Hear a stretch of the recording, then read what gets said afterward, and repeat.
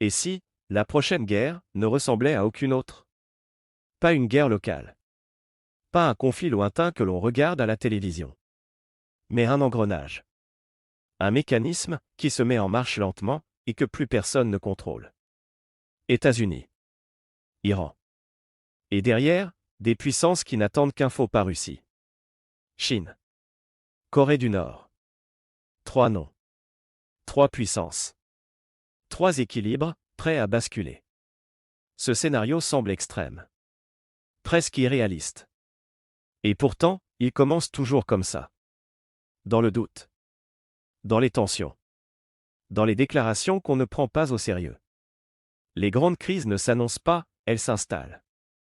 Et aujourd'hui, les signaux sont là.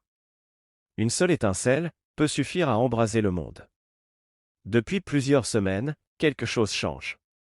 Les mots deviennent plus durs. Les positions, plus fermes. Les gestes, plus visibles. Des déclarations offensives. Des menaces à peine cachées. Des mouvements militaires qui s'intensifient. Mais ce qui inquiète vraiment, ce n'est pas un événement précis. C'est l'ambiance. Ce climat lourd, tendu, instable. Celui que les experts connaissent trop bien. Celui qui précède les grandes ruptures. Parce que dans l'histoire, les conflits majeurs n'ont jamais commencé par une annonce officielle. Ils commencent autrement. Par des signaux faibles. Par des tensions ignorées. Par des décisions qui paraissent mineures, mais qui, mises bout à bout, deviennent incontrôlables.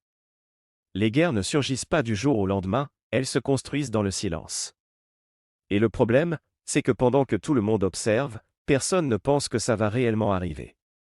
Jusqu'au moment où, il est déjà trop tard. L'histoire ne répète pas les mêmes événements, mais elle répète toujours les mêmes erreurs. L'Iran. Ce n'est pas juste un pays de plus sur la carte. C'est un centre de gravité. Un point d'équilibre, dans une région déjà sous tension permanente. Regardez la carte du Moyen-Orient. Tout converge. Route pétrolière. Zone de conflit. Alliance fragile. Et au milieu, l'Iran. Un pays qui influence, bien au-delà de ses frontières. Militairement. Politiquement. Stratégiquement. L'Iran ne se contente pas d'exister, il pèse. Mais ce qui change tout, c'est que l'Iran n'est plus seul. Il s'est rapproché de grandes puissances. Il a renforcé ses capacités militaires.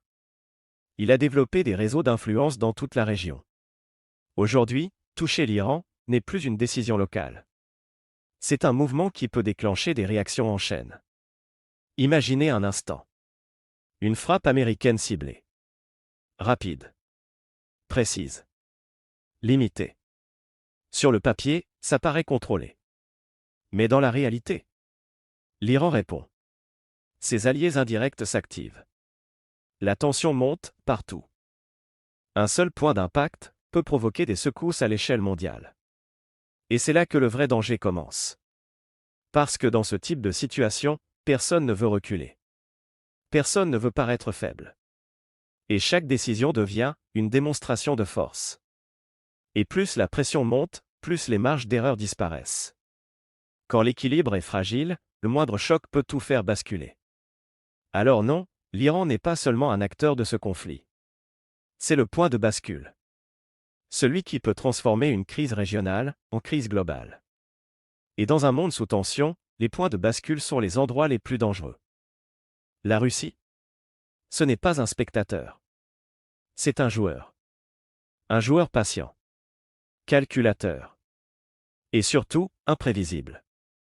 Depuis plusieurs années. Moscou et Téhéran se rapprochent. Coopération militaire. Coordination stratégique. Intérêt commun face aux États-Unis. Mais attention. La Russie ne fonctionne pas comme les autres. Elle ne réagit pas dans l'urgence. Elle observe. Elle analyse. Elle attend. Parce que pour Moscou, chaque crise est une opportunité. Là où certains voient un conflit, la Russie voit un levier. Imaginez maintenant une frappe américaine contre l'Iran. Que fait la Russie? Pas forcément ce que l'on pense. Elle ne fonce pas tête baissée. Elle ne déclare pas la guerre immédiatement. Non, elle ajuste. Elle influence. Elle teste les limites. La Russie n'entre pas dans le jeu, elle redéfinit les règles. Elle pourrait fournir un soutien logistique, renforcer certaines capacités iraniennes, peser diplomatiquement contre Washington. Mais entrer directement dans le conflit? Ce serait un changement radical. Un basculement majeur. Parce qu'à ce moment-là, ce ne serait plus une crise régionale. Ce serait une confrontation entre grandes puissances. Et c'est précisément ce que Moscou veut éviter, tout en s'en rapprochant, sans jamais franchir la ligne. S'approcher du feu, sans se brûler. Mais il y a un problème. Dans ce type de jeu, plus on s'approche, plus le risque devient incontrôlable. Parce qu'à force de tester les limites, quelqu'un finit toujours par les dépasser. Et quand une grande puissance dépasse la ligne, ce n'est plus un signal. C'est un basculement. Alors la vraie question n'est pas « est-ce que la Russie va entrer en guerre ?» mais plutôt « jusqu'où est-elle prête à aller, sans déclencher quelque chose de beaucoup plus grand ?» Et dans un monde sous tension, les acteurs les plus dangereux sont souvent ceux qui n'attaquent pas directement.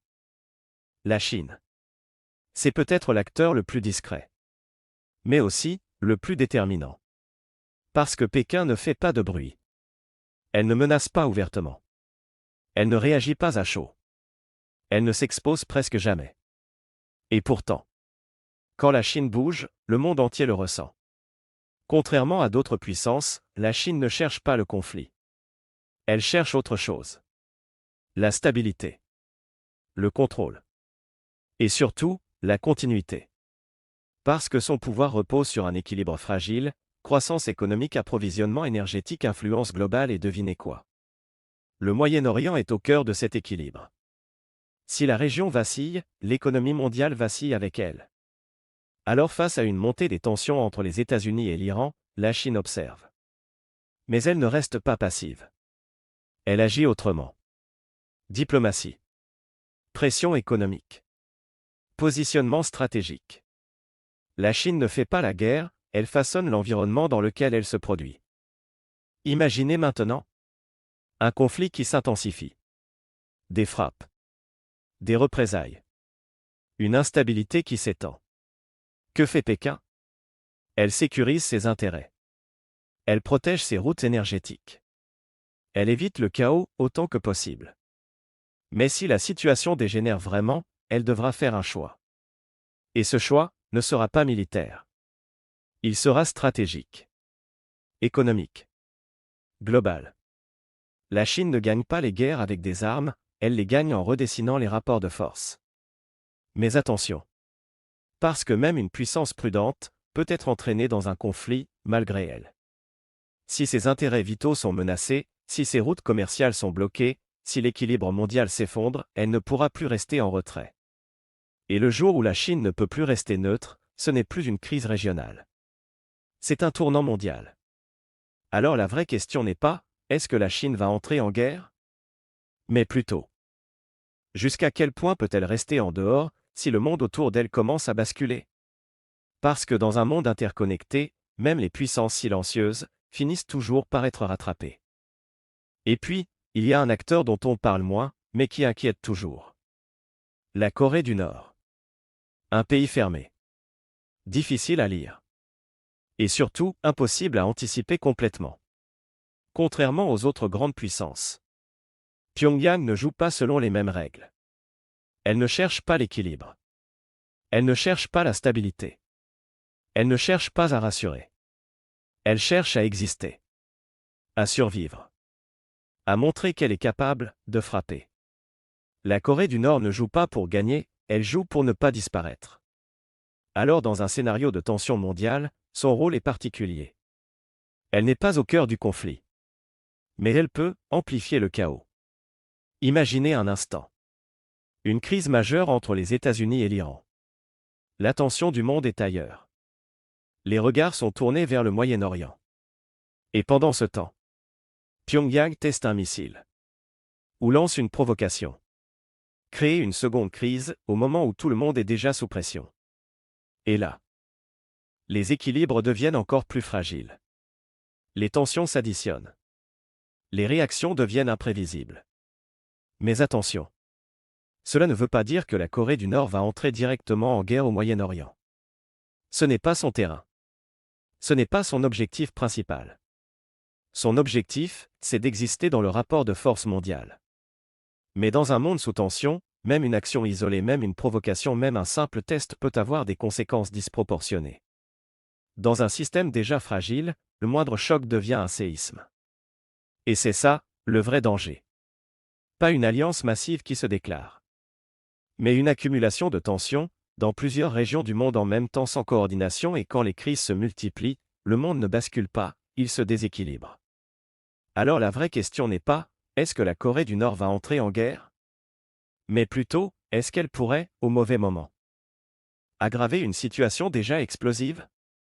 Parce que dans les périodes de tension, ce ne sont pas toujours les acteurs les plus puissants qui déclenchent les plus grandes crises. Alors non ? Ce que vous venez d'entendre, ce n'est pas un scénario de guerre mondiale immédiate. Mais ce n'est pas rassurant pour autant. Parce que le vrai danger, ce n'est pas une décision officielle. Ce n'est pas une déclaration de guerre. C'est un enchaînement. Un engrenage. Une suite d'événements qui, pris séparément, semblent contrôlables. Une frappe. Une riposte. Une démonstration de force. Mais mis bout à bout, ils deviennent incontrôlables. Les grandes crises ne commencent pas par une explosion, elles commencent par une réaction. Imaginez. Une frappe ciblée. Limitée. Contrôlée. L'Iran répond. Les tensions montent dans la région. Des acteurs indirects s'activent. Et très vite, chaque camp doit montrer qu'il ne recule pas. Parce que dans ce type de situation, reculer, c'est perdre. Hésiter, c'est s'exposer. Attendre, c'est prendre un risque. Alors chacun avance. Encore. Encore. Et à force d'avancer, on dépasse la ligne sans même s'en rendre compte. Et c'est là que tout bascule. Pas à cause d'une stratégie. Pas à cause d'un plan. Mais à cause d'une erreur. Une mauvaise lecture. Une réaction trop rapide. Une décision prise sous pression. Les guerres les plus dangereuses sont celles que personne n'avait réellement prévues. Et dans un monde comme le nôtre, interconnecté, instable, sous tension permanente, une crise locale peut devenir globale en quelques jours. Parce que chaque acteur protège ses intérêts, teste ses limites, réagit, sans toujours anticiper, et à ce moment-là, le contrôle disparaît. Ce n'est pas la puissance qui déclenche les grandes crises, c'est la perte de contrôle.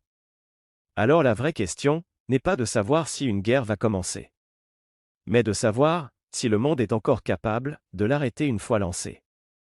Parce que dans un engrenage, le plus dangereux, ce n'est pas le premier mouvement. C'est celui qu'on ne peut plus arrêter. Ce qu'il faut comprendre, c'est que nous ne sommes pas simplement face à une crise de plus. Nous sommes dans un moment fragile. Un moment instable. Un moment où tout peut encore basculer. Pas forcément demain. Pas forcément de manière spectaculaire. Mais progressivement. Silencieusement. Les grandes ruptures de l'histoire ne font pas de bruit au début. Elles s'installent. Elles avancent. Dans les tensions. Dans les décisions. Dans les erreurs humaines. Et aujourd'hui, toutes les pièces sont en place. Les puissances s'observent. Les alliances se testent. Les lignes rouges deviennent floues. Et quand les lignes rouges disparaissent, les limites n'existent plus. Mais il y a une chose encore plus inquiétante. Ce n'est pas seulement ce que les dirigeants décident. C'est ce qu'ils ne contrôlent plus. Parce qu'à un certain point, les événements prennent le dessus. Les réactions deviennent automatiques. Et le contrôle échappe à tout le monde. Les plus grandes crises ne sont pas celles qu'on déclenche, ce sont celles qu'on n'arrive plus à arrêter. Alors la vraie question, ce n'est pas simplement « est-ce qu'une guerre va éclater ?». C'est « est-ce que le monde est encore capable de rester stable dans un environnement qui ne l'est plus ?» Parce que dans ce type de période, tout repose sur un équilibre. Un équilibre fragile. Invisible. Mais essentiel. Et quand cet équilibre se brise, ce n'est pas une crise qui commence. C'est une nouvelle réalité. Et dans cette réalité, comprendre ce qui se joue n'est plus un luxe. C'est une nécessité. Et quand elle disparaît, il est déjà trop tard. J'ai besoin de vous. Pas d'une réaction rapide. Pas d'un simple avis. D'une vraie réflexion. Pensez-vous que le monde est au bord d'un basculement? Ou est-ce que tout cela reste sous contrôle? Parce que parfois, les périodes les plus calmes sont celles qui précèdent les plus grandes secousses. Alors écrivez-le en commentaire. Votre opinion compte. Votre lecture du monde compte. Et surtout, c'est dans les commentaires que le débat commence. Si cette vidéo vous a permis d'y voir plus clair, likez-la. Parce qu'un simple like permet à cette analyse d'être vue par d'autres personnes qui, aujourd'hui, cherchent à comprendre. Et abonnez-vous. Pas juste pour suivre une chaîne, mais pour rester lucide dans un monde qui devient de plus en plus complexe. Parce qu'aujourd'hui, l'ignorance n'est plus une option. L'ignorance est un risque. Et la compréhension est une forme de pouvoir. Et ce n'est que le début. On va aller beaucoup plus loin. Que se passerait-il, concrètement, si les États-Unis frappaient l'Iran demain? Pas en théorie. Dans la réalité. Minute par minute. Réaction par réaction. Qui répondrait en premier? Jusqu'où l'escalade pourrait aller? Et surtout, quel scénario est le plus probable? Parce qu'il n'y en a pas qu'un. Il y en a trois. Trois scénarios réalistes. Trois trajectoires possibles. Et l'un d'entre eux pourrait changer l'équilibre mondial durablement. Et ce scénario, personne n'en parle vraiment.